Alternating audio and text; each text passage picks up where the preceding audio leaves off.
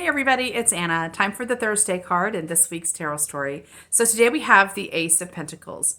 The Ace is the beginning card. It's the seed card in a 10-card trajectory. So we are planting the seed in the ground to start something new. Pentacles are connected to the physical realm. So they're about things we can see and taste and touch that we can experience in a physical way. It can also be about money and jobs and hobbies, that kind of thing. So when this card shows up, it says we are ready to start a new adventure in our physical life. That means maybe we're going to take up a new skill or try a new eating regimen, or we're going to, have an adventure, go on a trip, something like that. We are planting a seed of something new.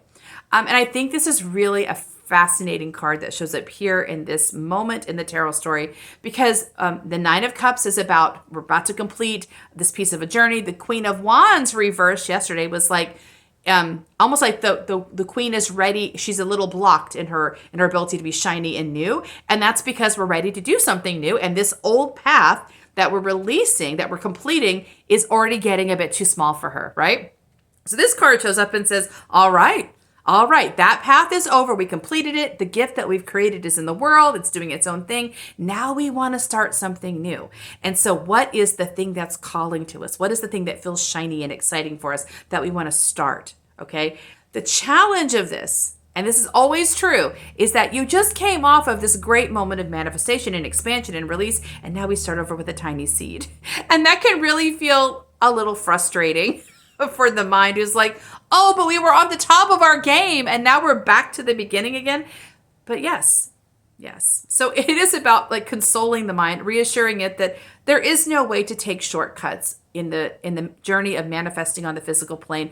Every step's important. If you take shortcuts, you end up kind of wasting your time, because whatever you're doing falls apart, doesn't have any roots, is not sustainable. So, and also I think the reason we get dismayed, maybe a little bit dismayed or disheartened by the seed, is the mind kind of, it feels like we don't have a lot of time. That comes up so many times with my clients. The idea of, oh, but I'm going to run out of time. I need to push this forward. I need to make this happen, which is basically, it's a scarcity mentality, which doesn't understand that there is no scarcity, right? I mean, like, there is scarcity. There is limitation. Let me put it that way. The physical life is limited in the sense that very basically we don't live forever, right? So there is a time where you're no longer going to be on the planet. But the idea that we're running out of time is not true. It's not about us getting as many things done as quickly as possible before we die, as it is about like participating in a creative, loving way with the universe. And when we start a new piece of manifestation, like this is starting here, we're not doing something that's going to last forever. The manifestation is not going to last forever. Anything you create on the physical plane goes away. It finally diminishes, it disintegrates, it goes away. It's not the manifestation that's important. It's the nature of the relationship we have with ourselves and the world and each other. It's about magic and joy and happiness.